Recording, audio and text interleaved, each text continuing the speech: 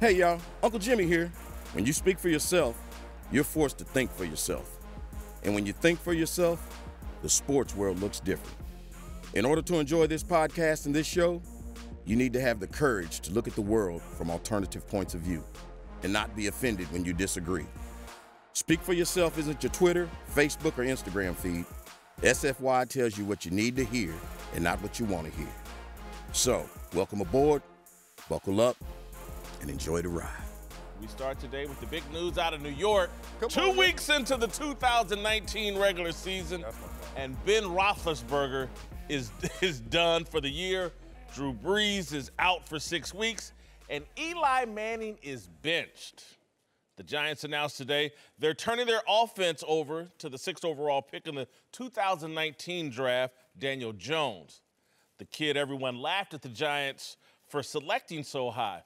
Jones is yet another mobile quarterback, ending an era for yet another pocket statue quarterback. Jones is following in the footsteps of Lamar Jackson, who ran Joe Flacco out of Baltimore. The college game is influencing the pros. The dual-threat quarterback is preferred in the collegiate game and is becoming more popular in the pros.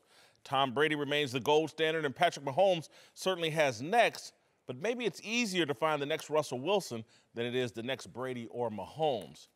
Or am I reading too much into the end of the Manning era?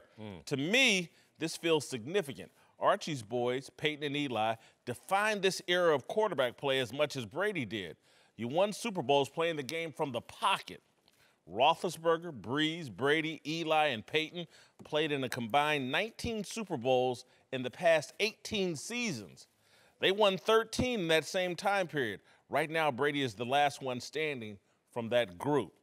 And besides Mahomes and possibly Jared Goff, the next generation of QB stars are hybrids.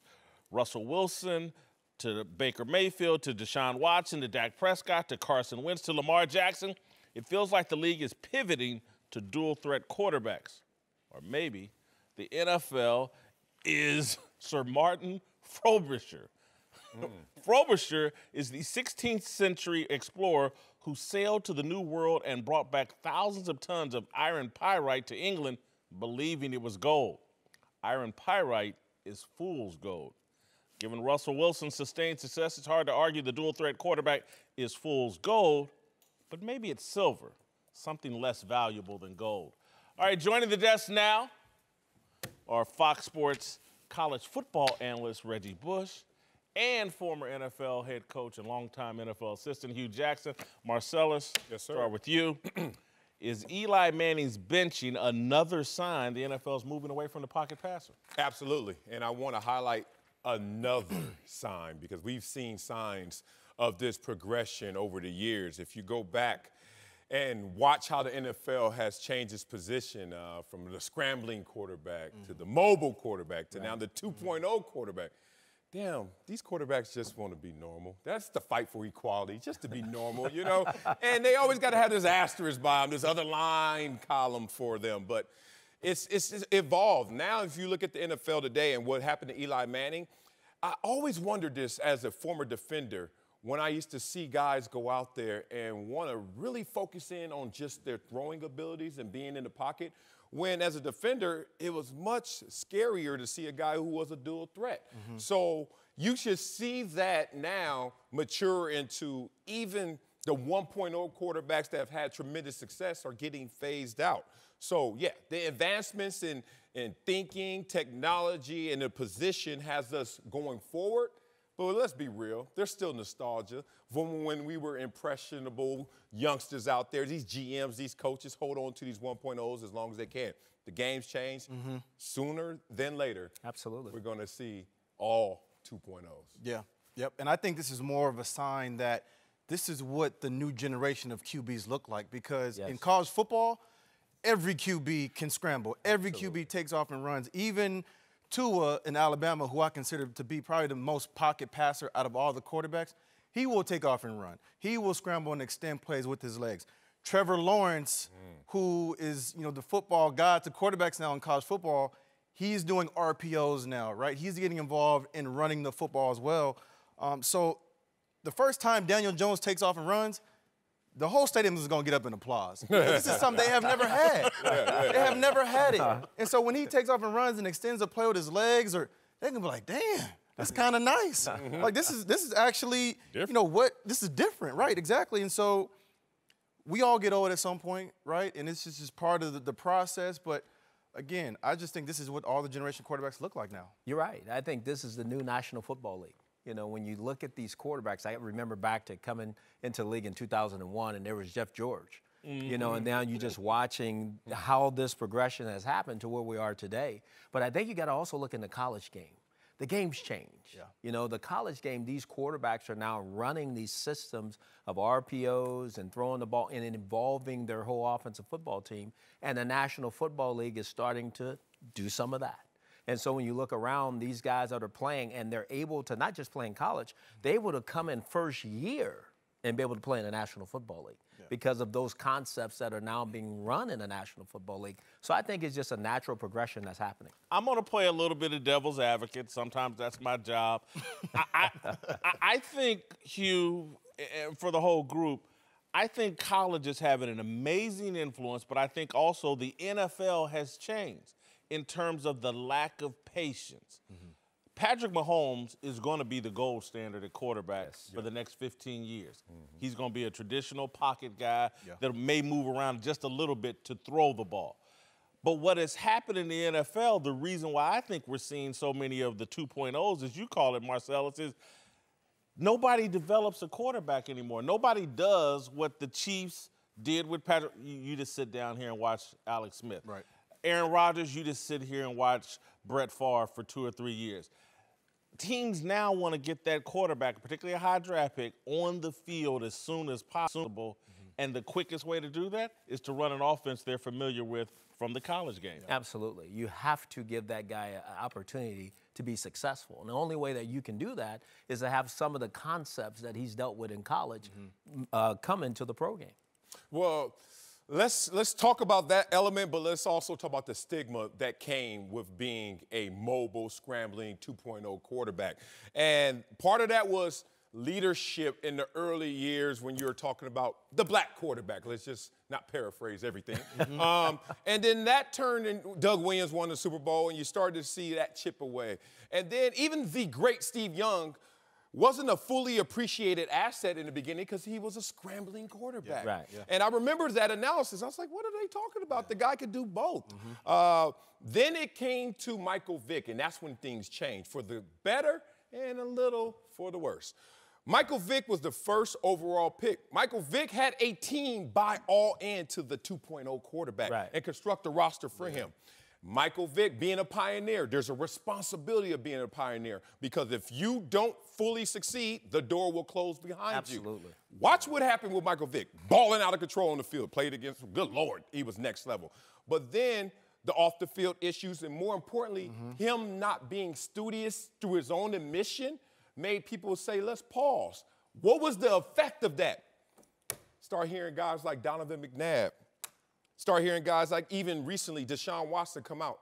I want to be a pure pocket passer. Because they knew how it would land mentally in the NFL instead of physically on the field. I'm looking at these dudes like, you're going to take away one of your strongest attributes just because it lands better in perception. So that Mike Vick experience was a beautiful thing, but it also gave other guys pause. I'm not sure, though, it's all perception, though. Because I can't remember who it was that cracked the joke. Maybe it was Rex Ryan this week. You never hear about an old running quarterback. Mark Sheriff said it on our show. You never hear about an old running Randall quarterback. Cunningham. And so I think a lot of guys just out of like, I want to have a long career. I want to make as much money as I possibly can.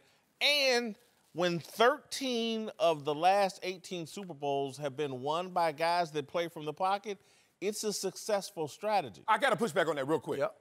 If all that is available are pure pocket passers, guess who's going to win the Super Bowl? Pocket passers. Pocket passers. I mean, it's cooking the books. It's cooking the books right there when they do that. I just had to say that. And the narrative that if I take off and run, I'm going to get injured, as opposed to just staying in a pocket, I'm not going to get injured. It's not true because Big Ben, who I just asked you about, gets injured. And is now injured, is going to miss the whole season. So I think that narrative is also flying out the door as well. Reggie, the lifespan of a running back is one of the shortest in the NFL because they take so many hits running the ball. Yes. You don't want your quarterback in that Lions den. But look at Russell Wilson.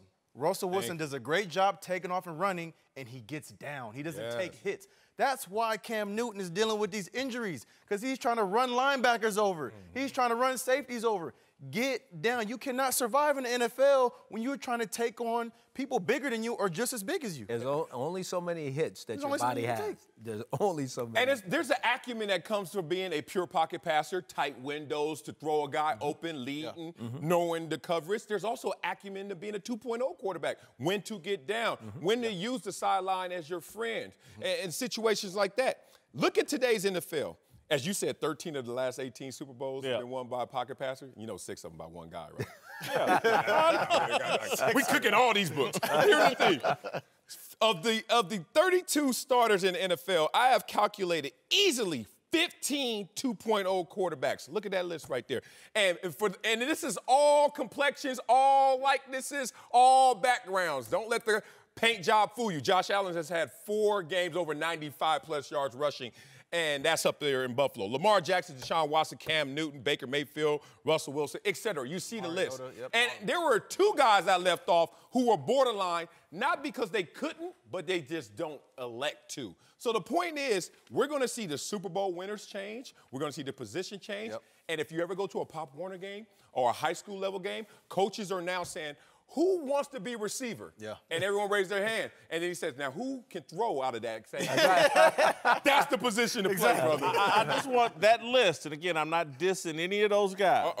But again, I said in my essay, Sir Martin Frobisher brought back thousands of tons of fool's gold. And it took England a long time to figure out this is fool's gold. That's my list. And so to that list starts showing up with Super Bowl rings and MVP trophies like Patrick Mahomes. Aaron Rodgers has one. Russell Wilson has one. Might be Cam got an MVP. That might be Sir Martin Frobisher's fool's gold again. I'm just let's see how it plays out. But hey, quickly, Eli Manning, is he a Hall of Famer?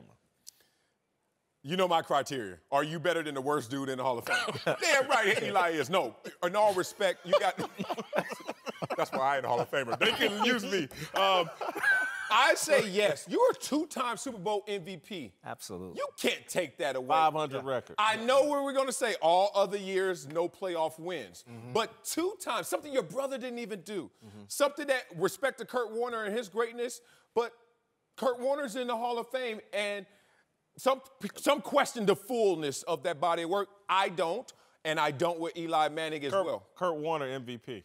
Yeah, 2-time Super Bowl MVP. I get it. Kurt Warner MVP of the whole league. Didn't deserve it. Marshall Faulk should have got that second. But anyway, go ahead. For me, it's a lot. For me, it's a lot. No, I agree. I think he's a Hall of Famer, no question. I mean, again, the guy was he's been top 10 in his career in completions and yards and so many other different things. So you're talking about a guy that's won Super Bowls, 2-time MVP of the biggest game in the National Football League. And he's done it at a high level, you know, obviously. But that's the question. Is he a Hall of Fame player? Yes, he is. No doubt. But it's also who he beat.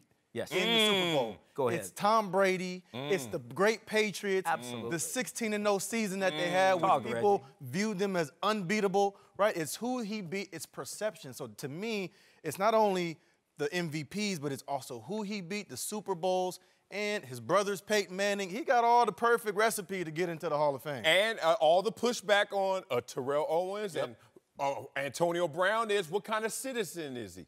Well, this is a model citizen, model teammate, and was a franchise player, so you can't take anything away. As I'm prone to do, I'm going to play devil's advocate. Twice? That's great. That's great. But nothing else says MVP to me. I mean, says Hall of Fame lock to me.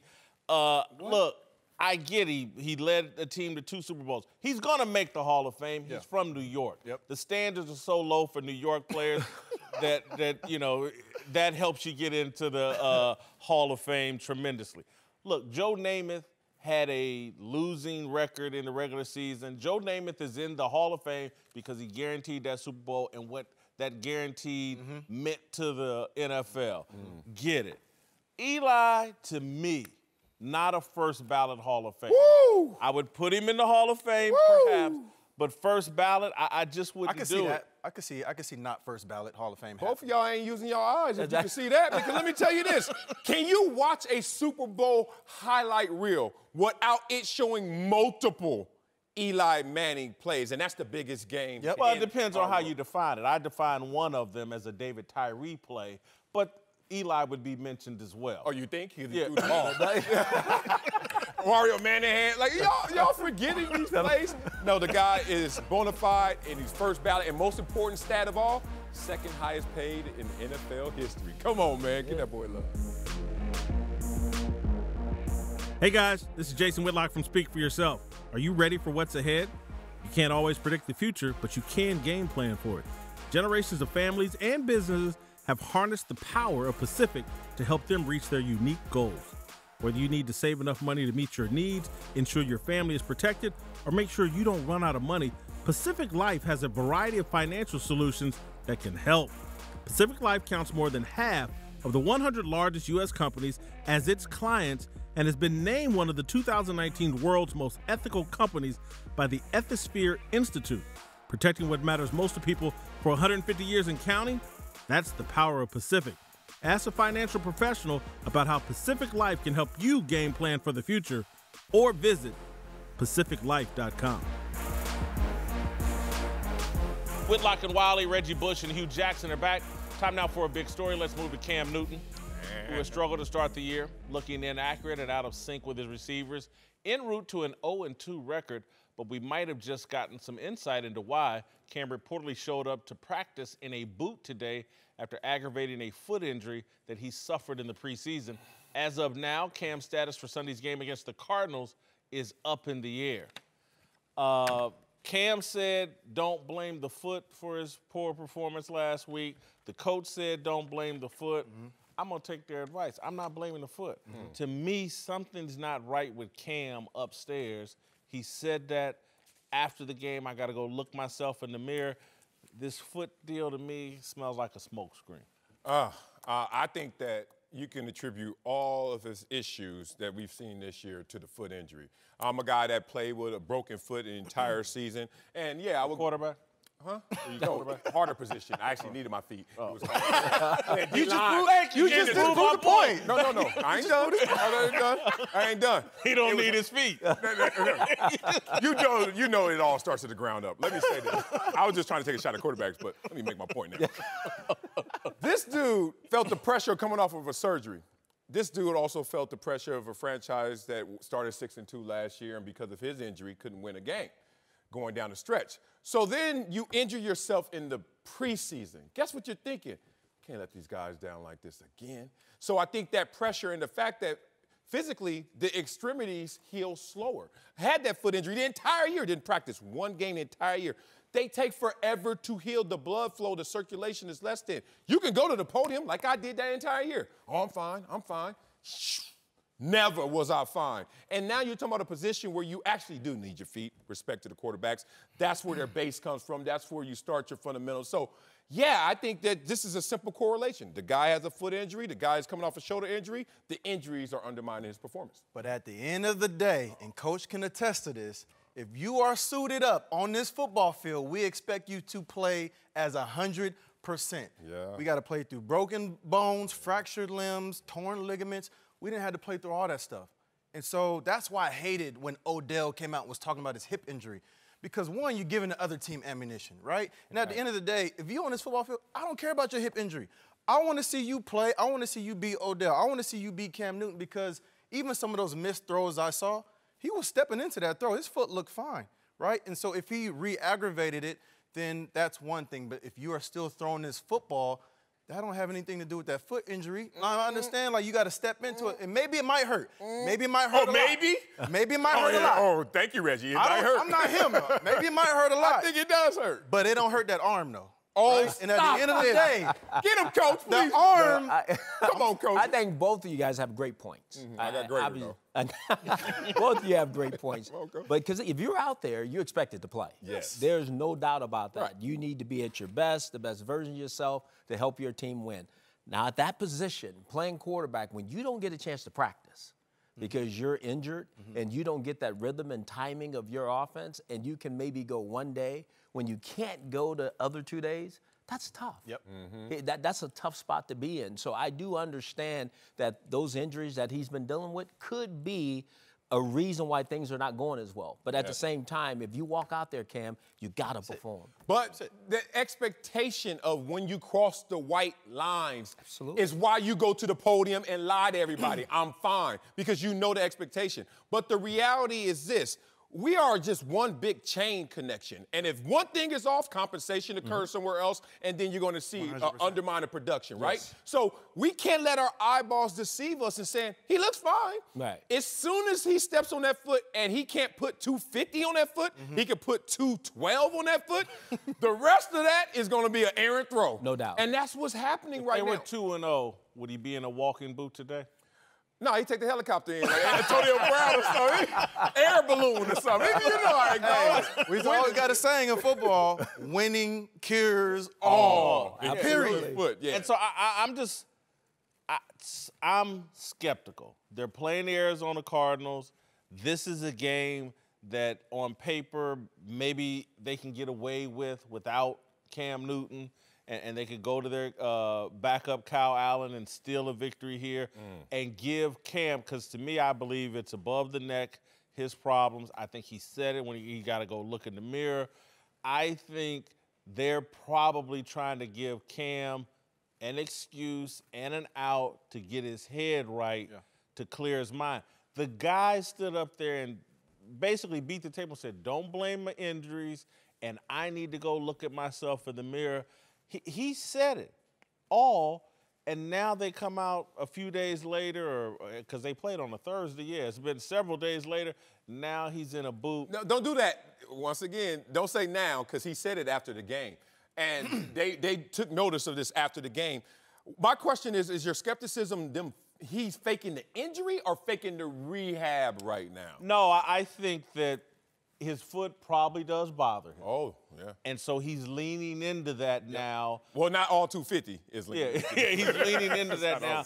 Because once you get past week 1, everybody's dealing with a little something. Everybody. In this new NFL, where because again, I believe why we have so many injuries now is because they're not allowed to hit. And so Sundays is the first time they get to hit, and they fall apart a lot quicker than they did the guys that their body used to be beaten up and taken. And so I just feel like everybody's dealing with a little something after week 1. Cam may be dealing with more than others, but is it an excuse for the poor play, the fumbles? Again, his foot didn't make him fumble twice. Oh, it can. Come on, man. Reggie Bush. First of all, I had to carry football, right? Yeah, and Reggie Bush. And my foot is not going to make me lose my grip on that football. Reggie Bush. My foot is not going to make me lose my grip on the ball. The only reason you ever lost a fumble was because of direct contact to the football, Reggie Bush? Yes. Oh, I don't even got the film that's right the here. only way he Are get you it kidding out. me? I've hit a guy before down here, and he said, I'm going to let this go up here. And it happens in the game of football. If you step wrong and you already are walking out there mentally averse, you already know, I'm thinking about my foot, but I'm going to be fine. One, you're already off your game because when you're a thinker, you're slower. You're not in tune with what's going on. Well, he's not as mentally tough as other quarterbacks is what you're arguing.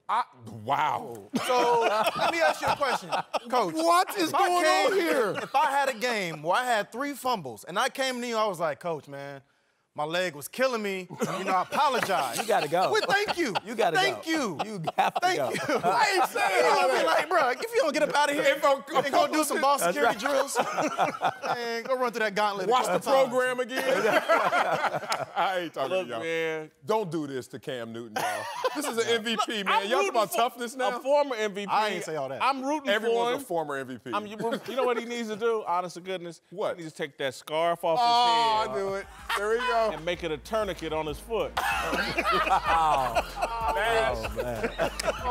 I can't. We gotta go to commercial. I can't be a part of this on you. Do you have a favorite NFL team or player? How much better do you think they play and recover with good quality sleep? More than 1,800 NFL players are now sleeping on Sleep Number beds. Sleep Number is the smartest choice for better sleep and the best bed for couples. Sleep Number beds allow you to adjust on each side to your ideal firmness, comfort, and support. The Sleep Number 360 smart bed senses your movements and automatically adjusts to keep you sleeping comfortably through the night.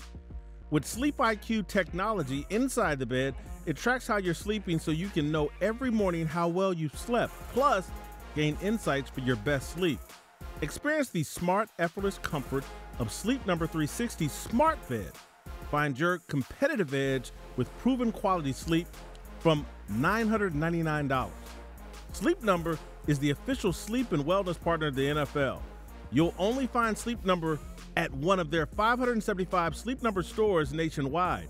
Find the one nearest you at sleepnumber.com/cadence. That's sleepnumber.com/CADENCE. Fox college football analyst Reggie Bush is back with us. Let's move to college football, where a couple of quarterbacks have separated themselves from the pack so far this season. With touchdown Tua and Jalen Hurts dominating early season Heisman chatter, according to Fox Bet, Tua is barely edging Jalen as the favorite to win the award, with both way ahead of the rest of the field, which makes sense given their numbers. Both guys are having huge years, with Tua throwing for more yards and touchdowns, but Jalen adding some big rushing numbers to his passing game. All right, look, you know what? I'm going to let you go first, Reggie. Yeah. Who's going to win the Heisman, Tua or Jalen Hurts? I think it's going to be Jalen Hurts. And I think the way he played the situation, I think he played it perfectly, because I think we saw him grow up and become a man before our eyes. And he went from having to face SEC defenses every week to now playing against Big 12 defenses. So what you saw against UCLA, it, to me, is a microcosm of what's going to happen for the rest of the year, because there is not a team, not a defense on Oklahoma's schedule that is going to shut them down, is going to slow them down. And Jalen Hurts has receivers like CeeDee Lamb. I mean, he has speed at every position. It doesn't matter who he throws the ball to. They all got speed. And so, to me, it's going to be tough for anybody to slow him down. And he's going to continue to put up these kind of numbers week in and week out. Tua has to play Auburn. He got to play LSU. He has to play some tough defenses. So, by that, I think that Jalen Hurts wins the Heisman. Yeah, look, I want to push back on you, but I think that's what's going to be the reality. I've learned a long time ago watching these Heisman hopefuls that when the numbers are comparable, that the story is the trump card. That's what's going to win. And last year we saw with Kyler Murray, that was a better story than Tua in terms of the little engine that could, and wow, this dynamic offense and this football quarterback factory out of Oklahoma. Then Jalen Hurts lands there as well. So now we're seeing the same thing despite having comparable numbers. However, my issue is this. So far, Oklahoma has played weaker opponents. They played one Power 5 team, and that's UCLA, which is right now glorified high school out there, the way that the Rose Bowl's looking. I know you love that joke, Reggie. But the thing about it is, if you haven't played the same level of competition and you're losing in some of the major statistical categories to another guy, and Tua is due something of this magnitude. Think about it. If Tua leaves this year for the draft, #1 overall pick more than likely, are you kidding me? Tua didn't win the Heisman in either of these years with the numbers he's put up. Near perfection if you talk about his touchdown-interception ratio. So I just don't think that he's going to get a chance because of the story out of Oklahoma, but he should. But also same thing for Jalen. Jalen has more touchdowns than he has incompletions. So he's also putting up the numbers to make a case for winning that Heisman Trophy as well. This is going to get ugly. No, it's going to get ugly because jealousy rules all of man. 3 straight years of Oklahoma quarterback winning the Heisman Trophy. People are going to campaign against this. Jalen Hurts' story is so positive, and that kid is such an amazing story that there's going to be some reluctance in September and October. Great point. But come November, it's going to be damn near like Trump and Hillary all over again. This is going to get ugly. The negative campaigning, and I'm going to tell you what's going to impact it. If Baker Mayfield and Kyler Murray struggle in this NFL season in October and November, that's a little gimmicky offense, man. Are we really going to do this to Tua? He's clearly the better pro prospect and the better quarterback. And Nick Saban and Alabama fans have the courage to negative campaign. And again, even though it's Jalen Hurts, they have the courage to be like, because look, this is great for the Oklahoma brand. Come here, you'll win the Heisman Trophy. And so if I'm Clemson, if I'm Dabo, if I'm Nick Saban, I don't want Oklahoma to continue with this narrative. And so I look for them to start pushing out the narrative, hey, man, these Oklahoma, it's a gimmick offense. Tua is the real deal. I think it's going to get ugly, and I think there's a chance Tua could win in that scenario. And I also think you have to understand Lincoln Riley as well, because, you know, when it's getting closer towards the end, Lincoln Riley's going to be trying to push his guy, keep him on the field longer, right? Because Oklahoma doesn't have the same defense as Alabama, period. So Tua's going to be sitting by the third or fourth quarter, which he has already done. Against Duke, he was sitting by the third quarter. And so in some of these games, he may be sitting early. Jalen Hurts is going to be playing the whole football game. Even in the Oklahoma game, when they were blowing him out the water. UCLA game, he was still in there towards the end of the game. We were screaming at the TV, get him out of there, because if he gets hurt, then he wants the third Heisman. Hey, let's be real. He wants that. Alabama wins this no matter how this plays out, because they can walk around in recruiting and say, even our backups can win the Heisman. Think about that. Can you imagine coming to somebody's living room saying that? You got my son. All right, Darnell, did we miss anything? No, but we want to stick with college football, where Florida State is off to another bad start, and fans seem to be ready to move on from their head coach, Willie Taggart. One 4-year-old fan decided to take matters in his own hands, setting up a free Willie lemonade stand to help pay for Coach Taggart's $17 million buyout. He came up a tad bit short of his goal, making only $241. And after the boys' dad matched the total, they sent a check of $482 to Seminoles Boosters Incorporated. Want to ask you guys, do you have a problem with this? That's ridiculous. I have a big problem with it. Go, please. Huge, and I was upset yesterday. This was on ESPN's homepage. And I was also a 4-year-old who basically his dad is trolling Willie Taggart. His dad wrote that little board, by the way. He didn't write that. We're now elevating trolls. And you get to troll Willie Taggart, who's struggling at Florida State. This is a gimmick. It's a troll. It's not a legitimate news story. Obviously, we're talking about it here, but we're talking about it because I wanted the opportunity to shoot it down. It's unfair to Willie Taggart. It's certainly unfair. I have a 4-year-old at home, and I know his limitations. Writing that sign.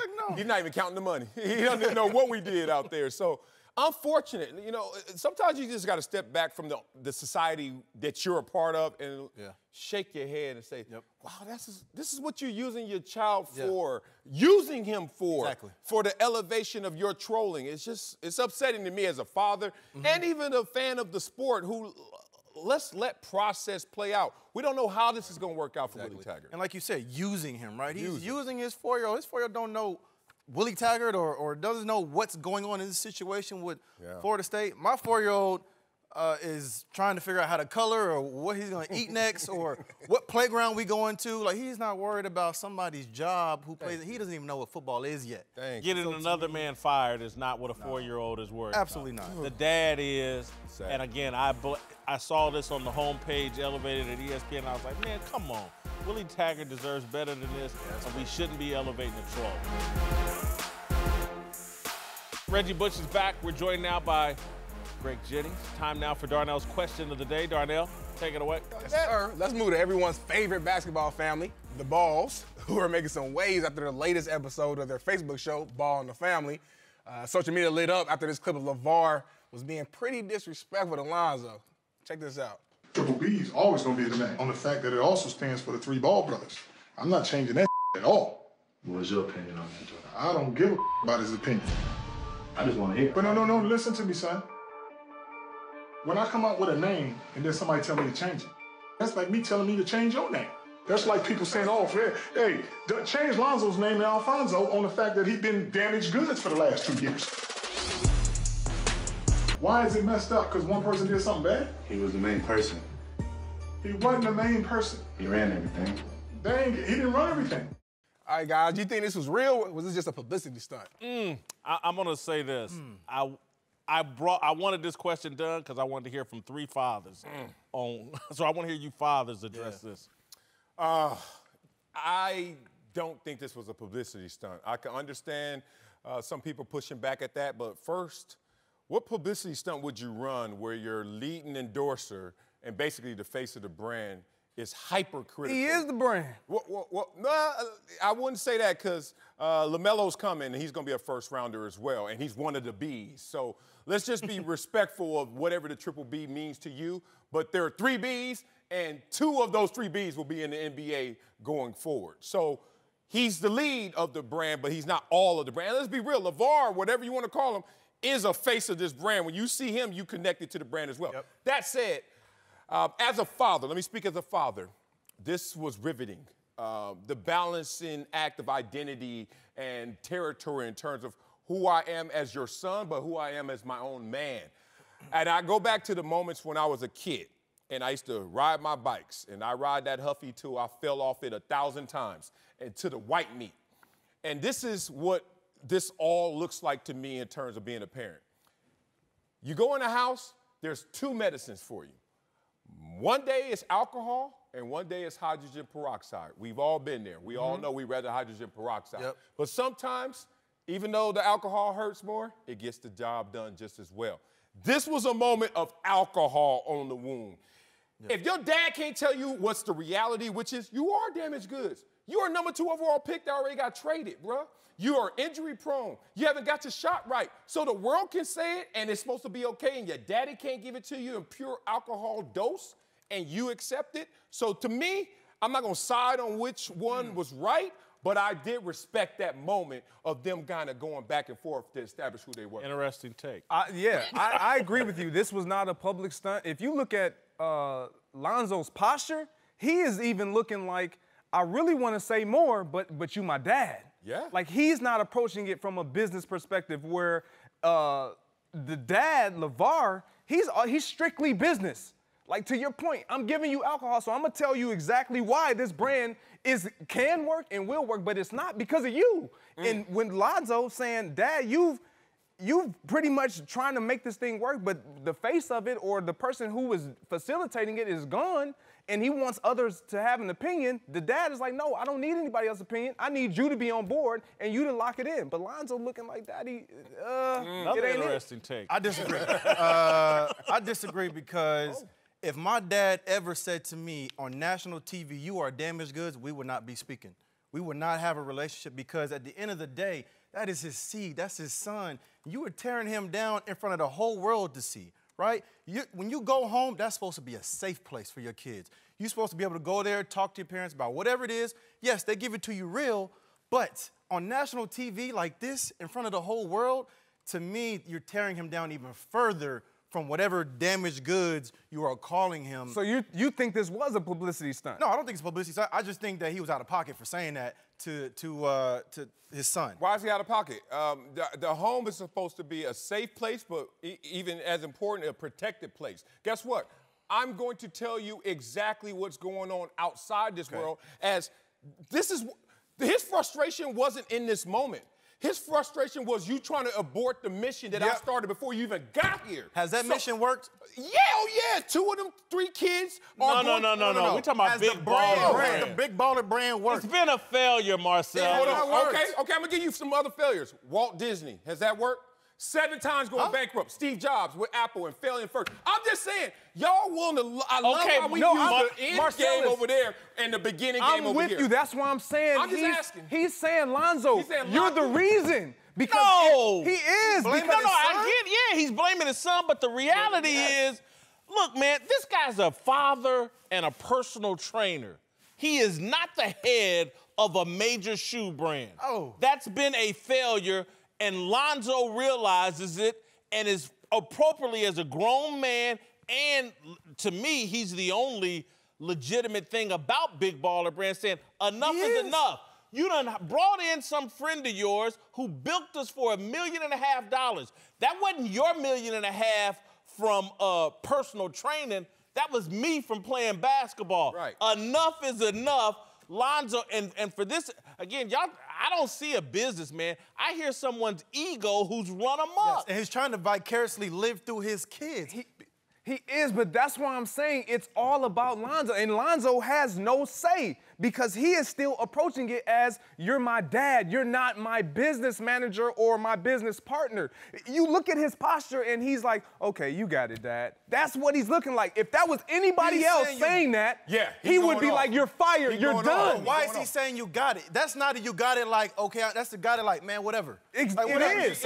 It's out of like, deference. Whatever, I don't really agree with you. It's out of deference. It's out of reverence, which I think is still a part of a family relationship. It is. But here's the thing, though.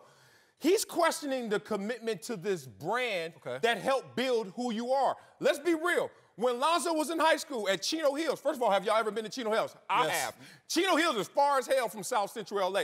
That was a plan. Now, we can laugh at all of his antics you want. He removed himself. I went to school with his brothers, his twin brothers, who got incarcerated, went through the LA South Central issues. He had a plan to take my kids somewhere protected and to get them to an elevated place. Now, that said, 2 of the 3 are NBA bound, if not already gonna roll. And then the third one. Let him out of the nest, Marcel. Exactly. I respect that, but he said in Let business, him out of the nest. What is your commitment to this business? He's just None. questioning that. Because it's a failed business and his father doesn't know what he's doing. I want to ask Darnell, the young person here, you have any thoughts on any of this? I mean, my opinion is that Lavar, kind of what you guys said, Lavar is upset at this point that Lonzo is moving away from the Triple B brand. Like you said, Lonzo looked at it, he's like, I wanted to be a part of it. It looks like it's failing. I don't like the direction that it's going in. The guy who was leading it gypped us out of money. I'm going to start my own brand, do my own thing. Lavar, as a father, is upset about that, and he's getting a little emotional. That's why he called them damaged goods on TV. And at some point, my bad, let me cut you off. Good. At some point, you got to let your kids be men, right? You can't sit there and try to tell them how to go about business here and how to do this, because they're going to resent you when they grow up. This and the they point? probably already do resent him. Reggie, is this the point is the question, because if you, all right, you want to dip, Lonzo? Dip. But why are you now undermining the brand? Why are you now clowning the brand? Why are you now exposing all the ills of the brand if this is a family brand? Did that. The consumer's already done So you just going to add fuel to that fire when they're not a part of this family? My son, okay. Just like his dad being real, I believe he wants to be real, but he's not giving that voice. People forget early company struggles. I don't think enough people know the line to success is not straight and linear. It's a roller coaster ride to get some traction. And they initially got traction, but some people are bad at business. Oh, I get it. So, and and some people were like, this big baller thing's not going to work from the beginning. That's why you don't mix business with family. That's why you don't do it. I'm starting to think you got some type of investment in Big Baller. No, I actually paid for all my stuff. I'm happy for it, and I'm gonna buy it some more if they get some more. And Lonzo won't wear the shoes because they rip apart and they cheat. Reggie Bush and Hugh Jackson are back. All right, let's return to the NFL. You've heard of beer goggles. It's when a man or woman sees their late night options in an alcohol-induced haze. Have you heard of LeBron goggles? It's when the sports media interpret the world through a LeBron James-induced haze. It happens all the time. In fact, it happened again yesterday. We learned the Jaguars defensive back Jalen Ramsey requested a trade out of Jacksonville. This news caused Hall of Fame quarterback turned ESPN broadcaster Steve Young to complain that the NFL must stop its league from turning into the NBA. Pro Football Talk's Mike Florio added to the noise, penning a story that the Antonio Brown saga and Ramsey's trade demand suggest that player empowerment has invaded the NFL the way it has the NBA. Young and Florio might not realize it, but they've been injected with the false social media narrative promoted by Nike and LeBron James. The swoosh wants you to believe LeBron James is the second coming of Muhammad Ali and that he has empowered football and basketball players to break the multi-million-dollar gold chains that white billionaire owners have used to make their black lives not matter. It's all bullshit. Jalen Ramsey isn't the first NFL player to demand a trade from the team that drafted him. Midway through the 2008 season, Hall of Fame tight end Tony Gonzalez asked the Chiefs to trade him. He didn't want to be a part of their rebuilding process. Gonzalez was pissed when Chiefs general manager Carl Peterson declined to do so. The Chiefs fired Peterson after the season. Gonzalez asked the new GM, Scott Pioli, to trade him, and Pioli dealt Gonzalez to the Falcons. I covered all this for the Kansas City Star. LeBron James and the NBA had nothing to do with Gonzalez's desire to leave Kansas City. Hell, I'll give you another one. Steve Young witnessed 49ers slave Joe Montana demand a trade off the San Francisco plantation. The 49ers wanted to give Montana a contract extension and make him compete with Young for the starting job. In terms of NFL players, there's nothing new here. What's new is the mainstream media's fixation on promoting the narrative that NFL players are mistreated, discriminated against, and trapped in a system inferior to the NBA. LeBron James and all these modern football and basketball players are all standing on Deion Sanders' shoulders. Prime time is the Dr. Dre of player mobility. Deion started this gangster shtick, and this is the freaking thanks he gets. Deion pitted the NFL and Major League Baseball against each other. He cut deals to play both sports at the same time.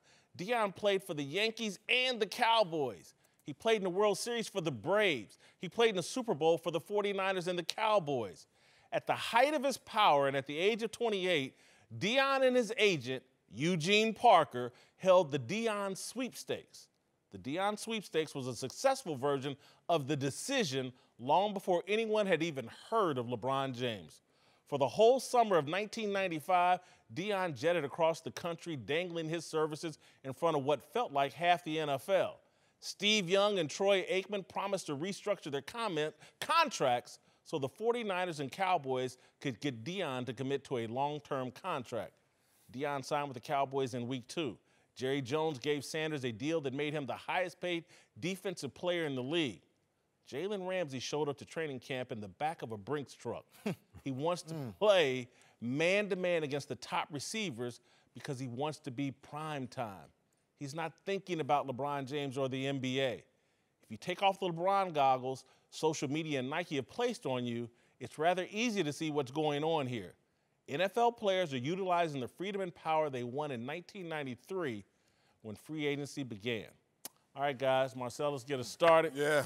Is the NBA's influence on NFL players overblown? Absolutely, and you nailed it, so it's not much I can add to it other than people were guilty of being prisoners of the moment, not well researched, maybe not old enough to reference those moments through experience, but it's kind of sad. That's how our culture goes right now. People throw something out there for the sheep, and everyone follows, and they think it's an original idea when it's nothing but just a like and retweet request, and that's what's happening, sadly enough. I remember Carson Palmer did this, and Carson Palmer did it in 2011. Jay Cutler did it in 2009 to add some other names. Only thing I can say that it is a little different, slightly different, is no longer of Deion's and Joe Montana's era do you need to be a superstar to try and pull this. Now you could be non-superstar, just tier 2, whatever it may be, Jalen Ramsey. And it's kind of trickled down to those guys. So I give respect to more guys feel empowered in that degree, but this is an old story. Yeah, I mean, I like seeing players take the power back, but not like this. Because at the end of the day, if you are requesting a trade because your coach didn't make a certain call on the football field, there's an issue with that. And to me, this is just the NFL's version of the transfer portal in college football, right? I don't win the starting job, or I don't get what I want, or I'm not happy, so I'm just going to pack up and leave, right? And the grass ain't always greener on the other side, I promise you, because maybe Jalen is thinking that, well, if I request a trade, I might end up with the Patriots, right? Like AB. Nah, bro, it don't always work out like that. And so, to me, you show up in the Brinks truck, and then this is what we get. Like, come on, like, you are Jalen Ramsey. Don't forget that. Like, you one of the best corners in football right now. You're supposed to be a shutdown corner, and then we see this on the sideline because your coach didn't challenge a play.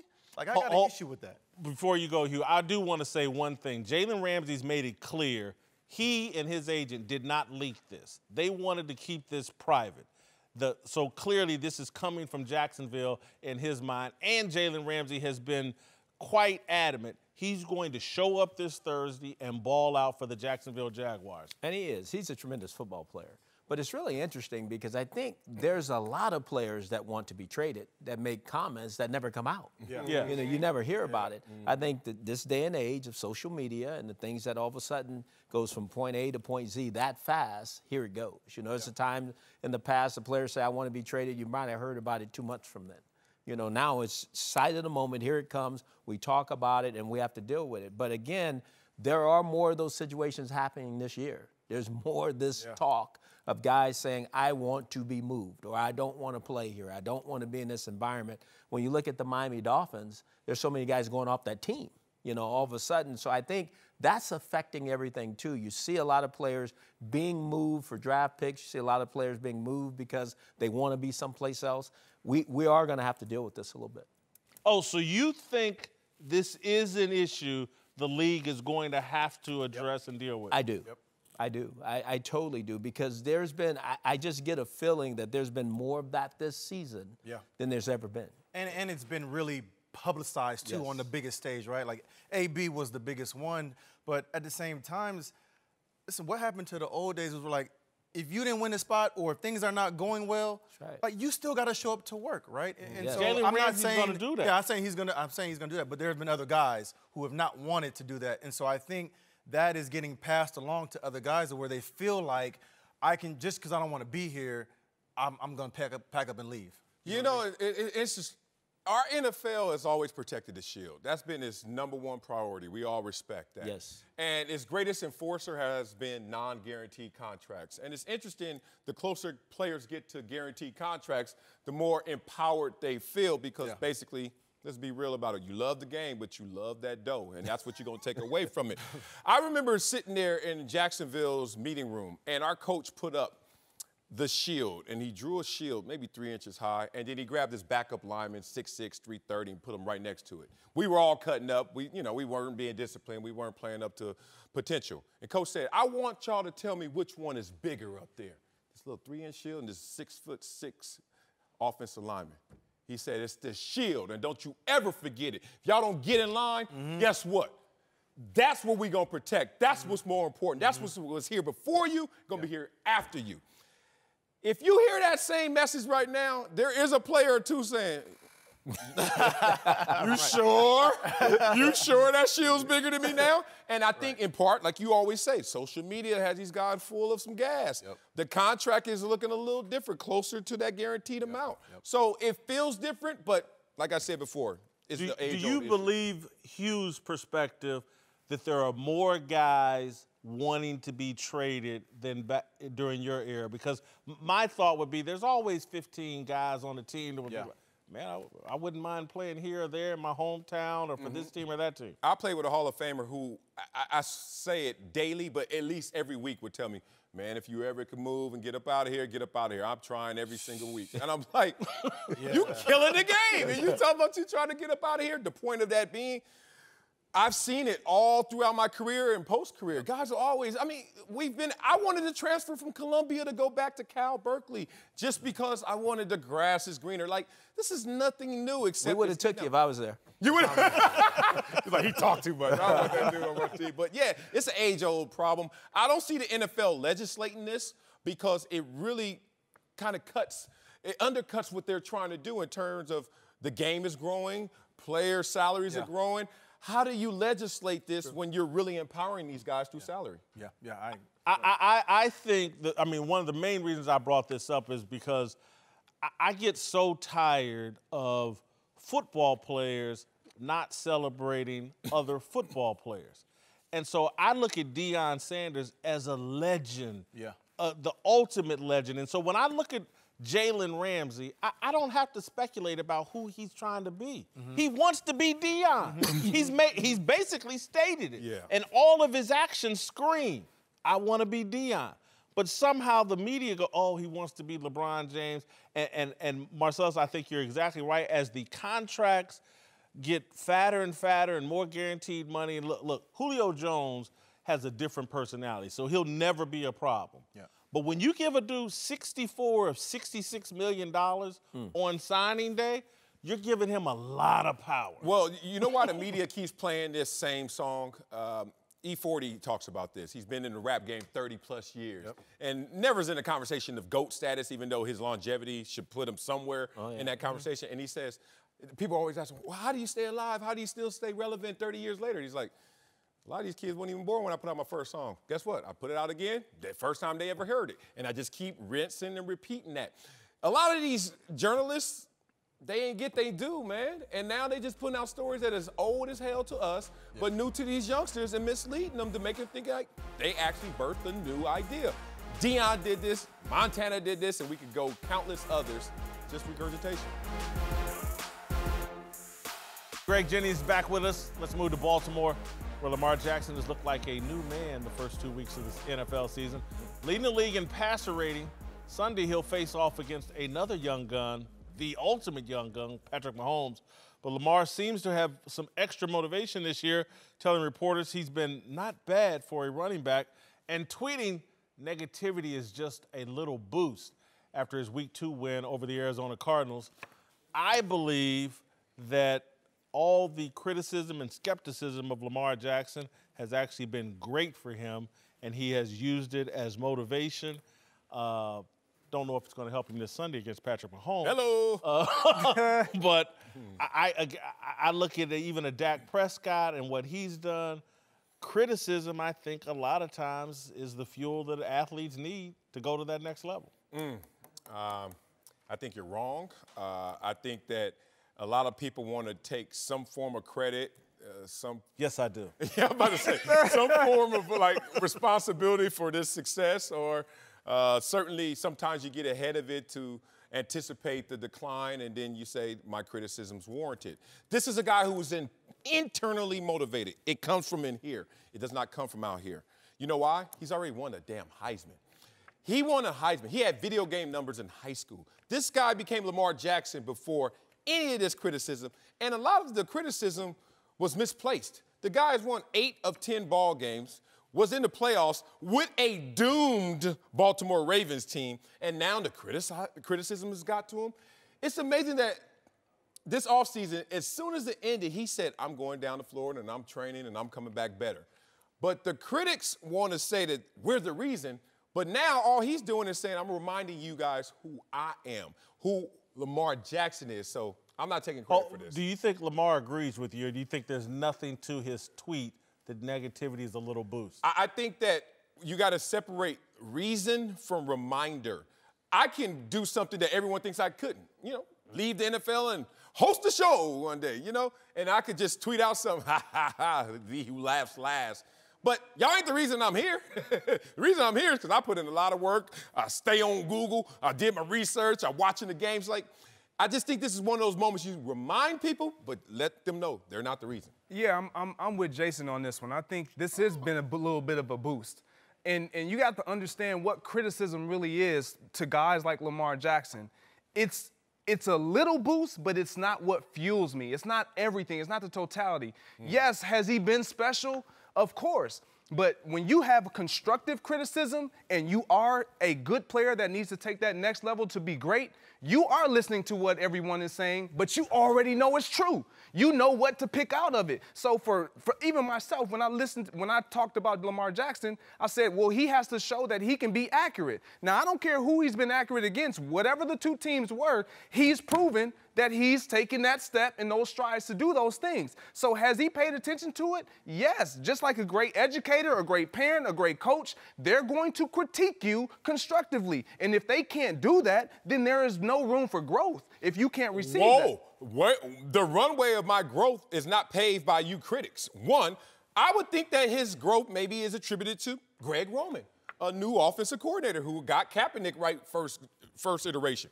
Maybe it's the fact that he had a training camp where he's actually the starter. Maybe that has something to do with his growth. Maybe it's the fact that the guy who won a Super Bowl for this franchise and was the highest paid player is no longer taking oxygen out this room. This is my house. Maybe those are more contributing factors than the fact that we sit here and just say something against him on Twitter and think that he's responding to that. No, but it's a pie. Oh, yeah. And so I think there's percentages. Okay. Those things you said are part of the pie. Yes. Greater slices. Bigger.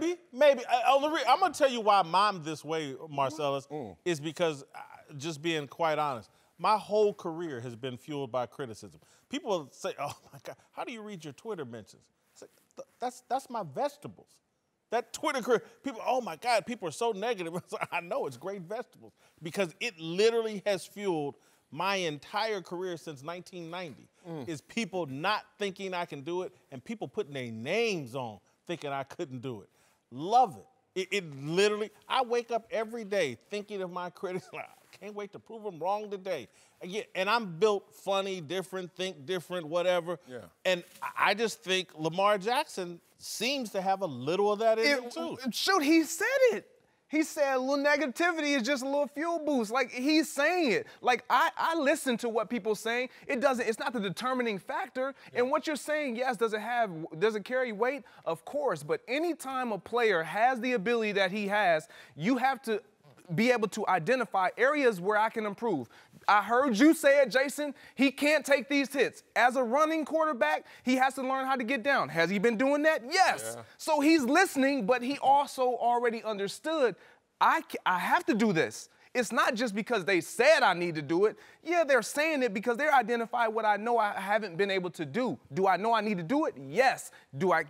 In order to take the next step, I got to start implementing it, regardless of who my opposition is. Without semantics, I think we're saying the same thing because we can never eliminate all critics. So therefore, any level of success is always going to have some attribution to a critic. Like, oh, you got a little better. They were talking bad about you. You got better. But I'm from a mindset of success begets success. I'm from a mindset that I'm not going to limit my potential based on what others are saying. So in your example being Jason Whitlock, what happens when that noise reduces to a level where you don't even notice it or feel it?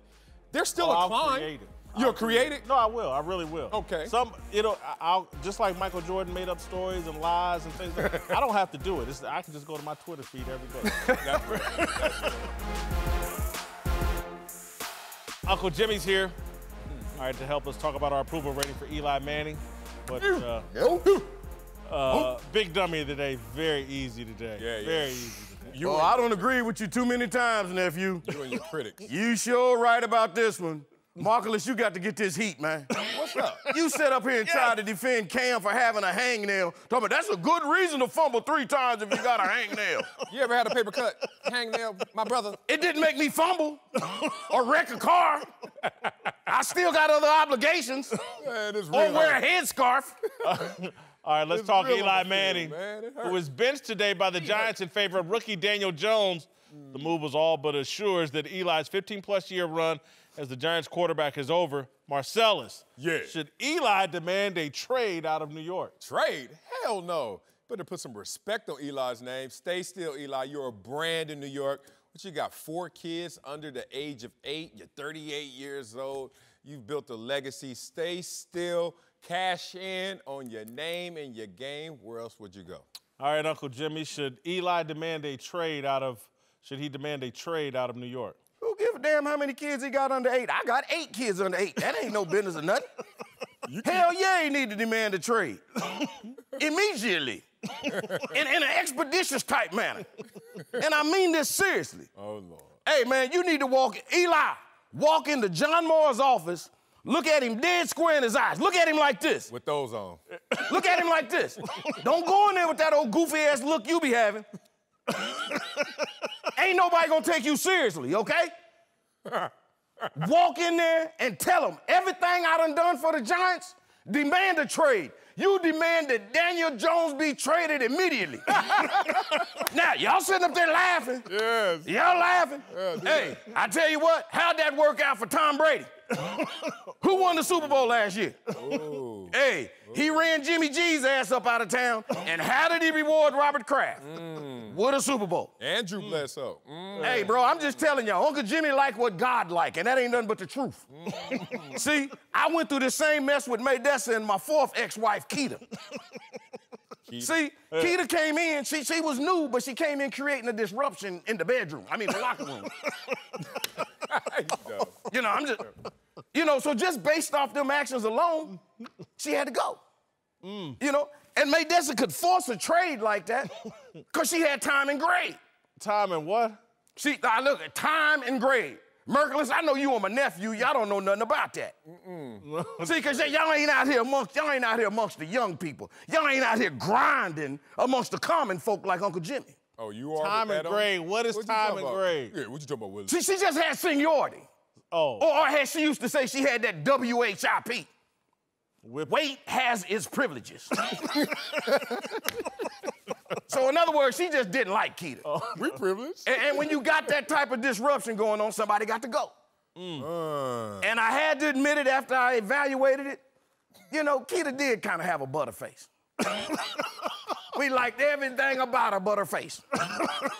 That's kind of how New York feel about Eli Manning. They like everything about him but his goofy-ass face. See, Uncle Jimmy's a firm believer that you dance with the big girl that brought you to the fair. Fair. You know, Uncle Jimmy ain't no surgeon, but he know how to operate, okay? And see here, I'm telling you, Eli, you need to get that little whippersnapper, Daniel Jones, up out your bedroom before you have some problems. All right, thank you, Uncle Jimmy. Grade, huh? Hey, I'm telling you. Grade. WHIP, baby. Whip appeal is what they call that. Anyway, Right. I got Eli at a 69. Yeah. Down 1 point from my last time. 13 job performance, 18 all-time greatness. 21 in character. He's handling this benching well. Up a couple points in authenticity. Oh, man, job performance, you got benched. But you're still Eli, so you get a 1 in that category. But he is down for me as well. Don't force a trade. Everywhere you go, there you are, Eli. Hey, man, force that trade. Get that dude up out of here, man. You can do that, Eli. It ain't gonna work. You don't need that in your bedroom, man. You got that juice. Tell that dude get the hell up out of here. Twitter has Eli at a all-star level, 42%.